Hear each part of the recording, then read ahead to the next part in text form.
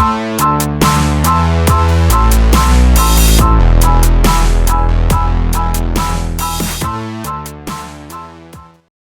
gang, how's it going? Flat Brim Larry here at Snake River Fly. Kind of doing a little self-quarantine in the corner of the shop. Sure appreciate everybody coming in and seeing us, keeping your distance, of course. We're keeping everything clean for everybody, but got a lot of people interested in seeing this Chernobyl that we're tying with our Lambie Foam. So we're gonna go ahead and bust one out for you. I'm gonna start out with one of our favorite hook companies, the Allen. This is the S402 in a size 8. This is a streamer nymph hook, 3X long, I believe. Works great for this bug. And we just got her in our Renzetti here, and got a little 140 here and a fire orange. And the way we're gonna start these is we're just gonna do a real good coating, or a real good even thread coat along the shank here. This is going to be the color of the underbody of our salmon fly, our stone fly. This is one that we've been tying for a long time, guiding up on the South Fork. We have a really good stone fly hatch up there. Originally started this one called the Cimarron Ant from Jason Pruitt way back in the day, this style. But Kim Burkholder kind of turned us on to this style of working with foam this way with the thread body. Works really good. And then we're going to use some Lambie Foam. This is a foam we've been carrying for a lot of years here in the shop. Stuff that we used, or that I've been using for a long time guiding. And this is a laminate 2mm foam with felt on the bottom, so you get an awesome two-tone effect on this stuff. Pretty easy to get your two-tone bug if you just want to do a single layer ant. This one we're going to do a 2-layer ant. Really good because you can either gink it up, put some floating on the bottom of it and get it to ride a little higher, or you don't gink it up and it gets it to ride a little bit lower, which sometimes could mean the difference in effectivity. So let's start with our orange and black Lambie Foam for the belly. I've just went ahead and trimmed it down, shaved the point off the end of it to a taper to represent that back of that bug. And I'm just gonna put it on the hook shank right here, hanging back about 1/4 inch or so off the end. Get a few good wraps right through that to secure that down. Now what we're gonna do is we're gonna take a little bit of our Grizzle Frizz, another product been working with for a long time. This is polypropylene yarn. We've got it in a bunch of different, really super cool, realistic colors that we use for this fly. But today we're gonna go ahead and use a new product that we're working on. Don't have it in packages yet, but we'll have it out pretty quick.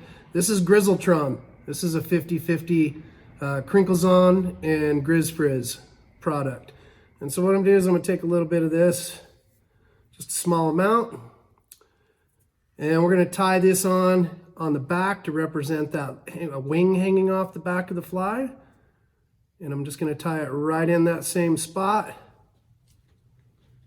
2 or 3 good wraps over there, and then I'm going to fold it and make a bump.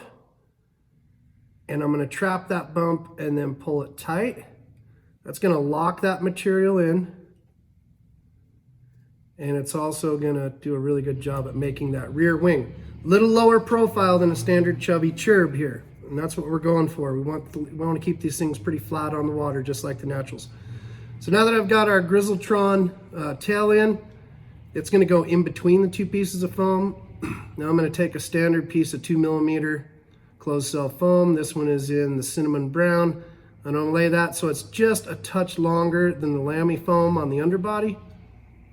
And in that same spot, I'm just gonna go ahead and do a loose wrap, and then I'm gonna pull tight.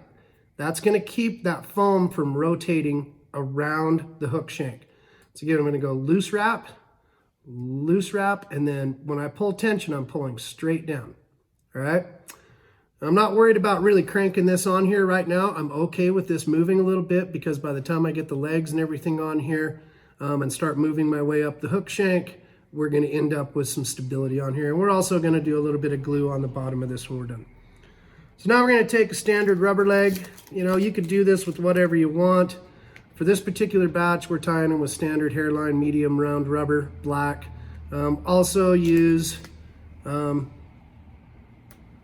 brown And definitely am not afraid of using a flexi floss leg on this one either. But for these ones, we're going to use the brown medium rubber, black. All right, and so we're just going to take these rubber legs, medium black round, and I'm just going to put one on my side, right in the middle. I'm going to turn this vise so you can see, okay? Right in between the two pieces of foam. A couple wraps on that one. Now I'm going to come around the back side, and I'm just going to wrap the leg around the thread on this one and pull it right in between the two pieces of foam. Now that I have them in, I'll do a couple loose wraps, and I'll pull some tension here, pull some tension, pull some tension. So now we've got those placed so they're sticking out kind of like cataracts, just like a regular churb. This is going to give a lot of movement and ensure that the fly lays flat on the water. So now kind of here's the trick with getting this body segmenting. Let's see, I've got one here. Getting this body segmenting where we've just got a thread underbelly and then the Lambie foam in there. What I'm going to do is I'm going to create these segments right here with the thread.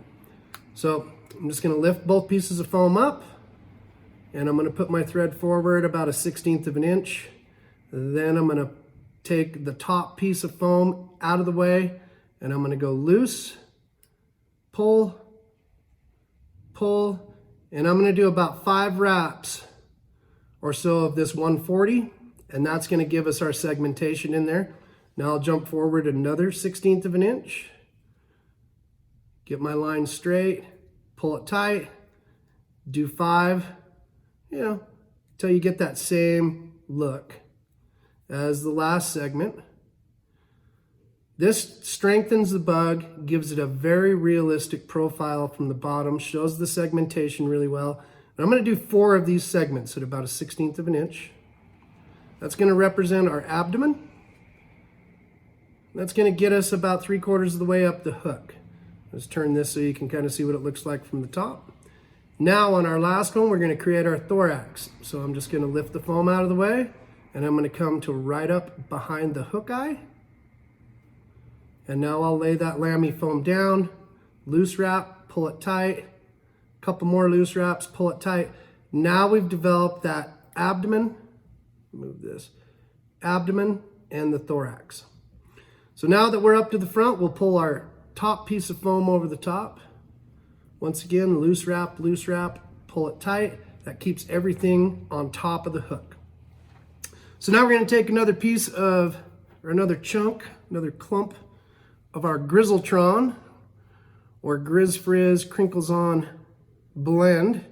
You can make this as thick or thin as you want to.